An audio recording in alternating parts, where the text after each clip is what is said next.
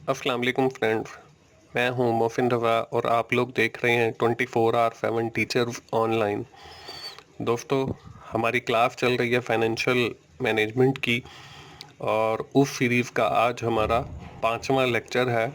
और आज की क्लास का हमारा जो टॉपिक है वो है टाइम वैल्यू ऑफ मनी। तो आज हम लोग बात करने वाले हैं time of value of money के ऊपर। आज की क्लास शुरू करने से पहले दोस्तों हम लोग देख लेते हैं कि हमने पिछली क्लास के अंदर क्या चीज़ें पढ़ी थी।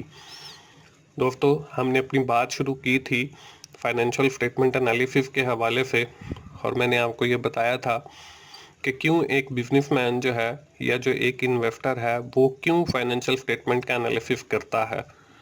उसके बाद हम लोगों ने अपनी फाइनेंशियल जो हमारी बेसिक 4 फाइनेंशियल स्टेटमेंट्स हैं उसमें हमारे पास प्रॉफिट एंड लॉस अकाउंट या इनकम स्टेटमेंट जिसको हम कहते हैं वो है। उसके बाद बैलेंस शीट है। उसके बाद हमारे पास कैश फ्लो स्टेटमेंट है। उसके साथ ही हमारे पास लास्ट में जो है ऑनर्स इक्विटी स्टेटमेंट है। उनको हमने देखा और मैंने साथ ही आपको ये बताया कि ये स्टेटमेंट्स हम क्यों देखते हैं। और आखिर में मैंने ये भी बताया कि हमारी एक और स्टेटमेंट है जिसको हम नोट्स का नाम देते हैं। अगर इन 4 फाइनेंशियल जो हमारी बेसिक स्टेटमेंट्स हैं इसमें कोई चीज़ मिसिंग हो या किसी चीज़ की एक्सप्लेनेशन रिक्वायर्ड हो तो वो हम नोट्स के अंदर करते हैं। हमारी बात चल रही थी फाइनेंशियल स्टेटमेंट एनालिसिस के हवाले से। उसमें मैंने आप लोगों को बताया कि हमारे पास डिफरेंट मेथड्स अवेलेबल हैं फाइनेंशियल स्टेटमेंट के एनालिसिस करने के लिए। उसमें जो मोस्ट कॉमनली यूज्ड मेथड है वो हमारे पास फाइनेंशियल रेशियोज का है। फाइनेंशियल रेशियोज को भी हमने पढ़ा, उसमें डिफरेंट फिक्स सेक्शंस को भी पढ़ा।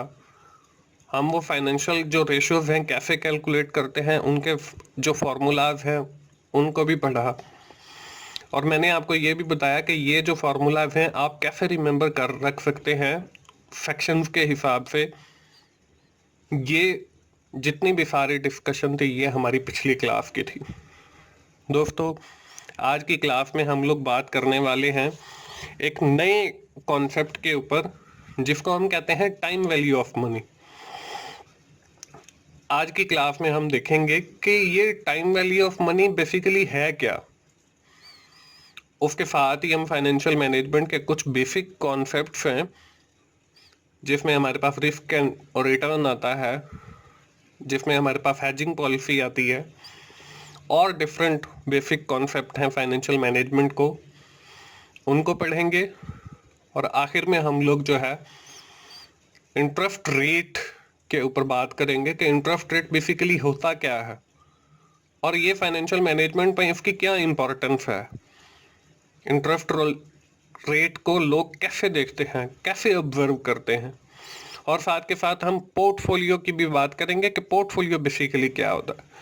तो ये सारे जितने भी टॉपिक आपको नजर आ रहे हैं ये हमारी आज की क्लास के हैं और आज हम लोग जो है विद इन डिटेल इसके ऊपर बात करने वाले हैं। तो चलिए हम लोग सबसे पहले जो हमारा कॉन्सेप्ट है टाइम वैल्यू ऑफ मनी इसको देख लेते हैं कि ये बेसिकली होता क्या है और ये फाइनेंशियल मैनेजमेंट के अंदर इसकी इंपॉर्टेंस क्यों जरूरी है। तो हमारे सामने है जी टाइम वैल्यू ऑफ मनी और आपको एक पिक्चर भी नीचे नजर आ रही है जिसमें लिखा हुआ है टाइम इज मनी, कि जो वक्त है वो बेसिकली पैसा है। यहाँ पे उसकी डेफिनेशन भी दी गई है, rupee today is worth more than the rupee tomorrow. कि आज आपके पास जो रुपया है उसकी जो वैल्यू है, उसकी जो कदर है वो कल के रुपये से ज्यादा है। इसको मैं आपको एक एग्जांपल के जरिए समझा भी देता हूं कि अगर आपके पास 1 रुपया हो, आप उसको बैंक में रखें तो बैंक जो है आपको एक दिन का, एक माह का या एक साल का जितना पीरियड आप वहां पे रखेंगे उसके ऊपर आपको कोई ना कोई प्रॉफिट देगा, मुनाफा देगा। तो आपकी वो जो इन्वेस्टमेंट है वो भी सेव रहेगी प्लस आपको वो मुनाफा या जो इंटरेस्ट है वो भी मिलेगा। इससे क्या होगा कि आपकी वो जो रुपया है उसकी वैल्यू बढ़ जाएगी। अगर वो रुपया आप किसी और बंदे को दे देते हैं, उधार पे दे देते हैं और वो कहता है कि जी मैं आपको 1 माह के बाद रिटर्न करूंगा, तो 1 माह के बाद आपको वो 1 रुपया ही मिलेगा। लेकिन अगर आपने बैंक में रखा है, उसको डिपॉजिट करवाया, तो बैंक जो है उसको ऊपर आपको प्रॉफिट दे रहा है। तो इसलिए हम कहते हैं कि a rupee today is worth more than the rupee tomorrow, कि आज आपके पास जो रुपया है उसकी जो कदर है, उसकी जो वैल्यू है वो ज्यादा है कल के रुपये से। This is because if you have a rupee in hand, अगर आपके हाथ में है, you can put in to the bank, आप उसे बैंक में रखेंगे या इन्वेस्ट करेंगे कहीं, कोई शेयर खरीद के, कोई स्टॉक खरीद के, and can earn interest return on it, उसके ऊपर हम जो है इंटरेस्ट अर्न करेंगे या कोई रिटर्न हमें मिलेगा। तो that's why the worth of that rupee is more than the worth of that rupee is tomorrow, उसकी जो वैल्यू है वो आज ज्यादा होगी। That concept is known as time value of money. इसी कॉन्सेप्ट को जो है हम लोग टाइम वैल्यू ऑफ मनी कहते हैं।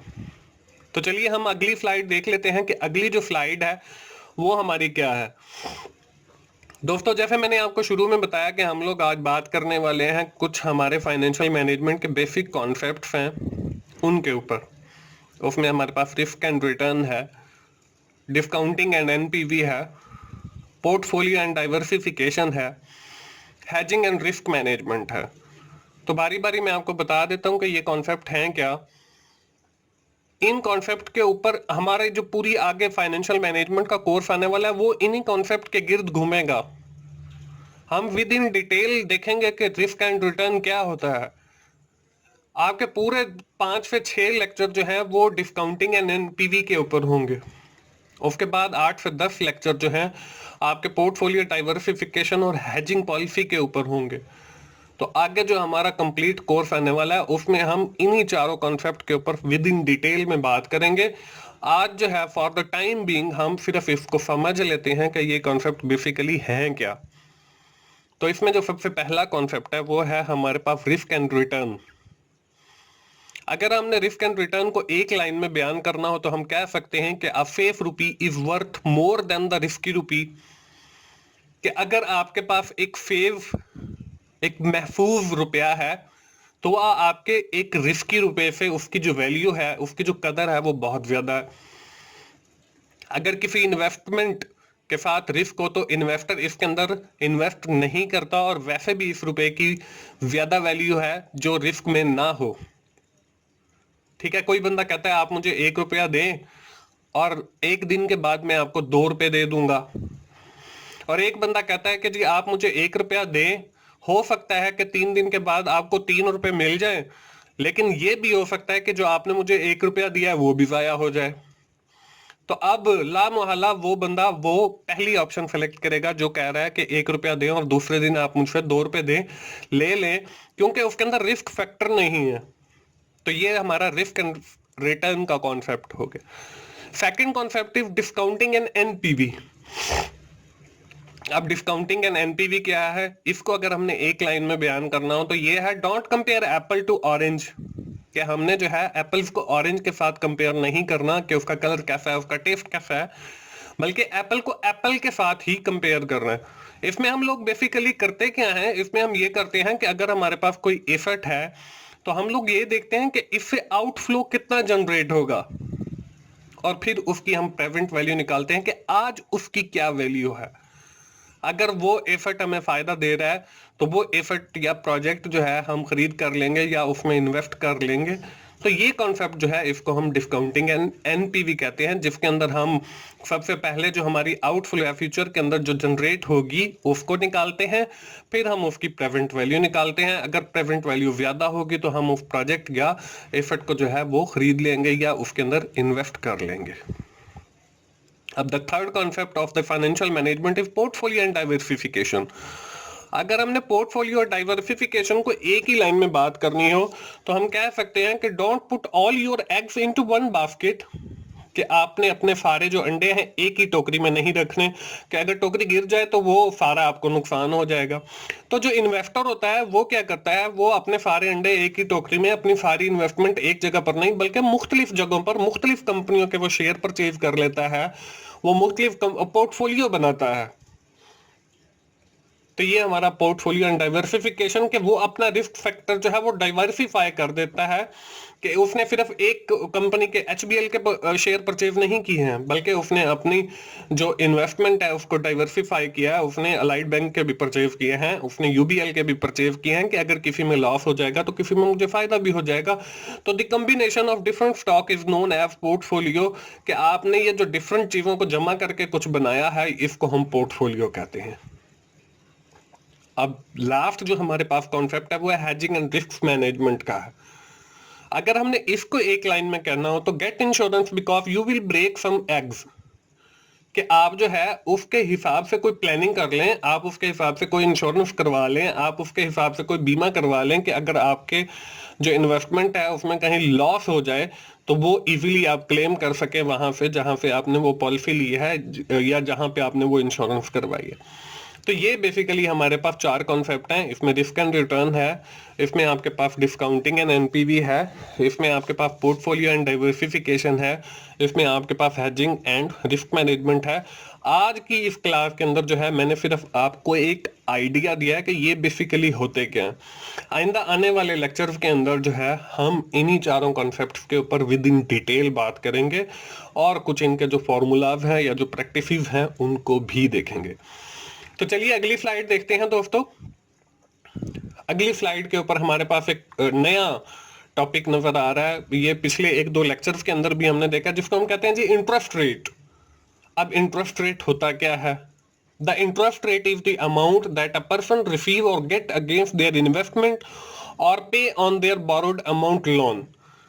कि इंटरेस्ट रेट से मुराद वो रेट है जिसके ऊपर जो है किसी बंदे को वो रिसीव होता है अपनी इन्वेस्टमेंट के अगेंस्ट, या कोई बंदा पे करता है अगर उसने लोन लिया हुआ है तो। ये तो हो गया इंटरेस्ट रेट। अब इंटरेस्ट रेट की मुख्तलिफ हमारे पास इकसाम है। उसमें हमारे पास सिंपल इंटरेस्ट रेट है, उसमें हमारे पास कंपाउंडिंग इंटरेस्ट रेट है, उसमें हमारे पास कंटिन्यूअस कंपाउंड इंटरेस्ट रेट है।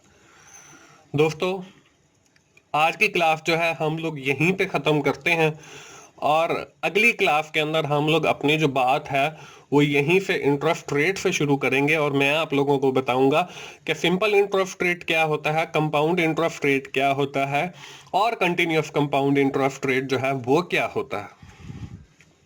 और उसके साथ साथ जो है हम लोग एक एग्जाम्पल भी देखेंगे जिसके अंदर मैं आपको कैलकुलेट करके दिखाऊंगा कि simple interest rate, compound interest rate और कंटिन्यूअस इंटरेस्ट रेट जो है इनमें फर्क क्या है और ये हम कैसे कैलकुलेट करते हैं। ये आइंदा आने वाली क्लास के अंदर हमारी डिस्कशन का टॉपिक होगा और उसके साथ हम कुछ और फाइनेंशियल मैनेजमेंट के कॉन्सेप्ट्स को भी देखेंगे।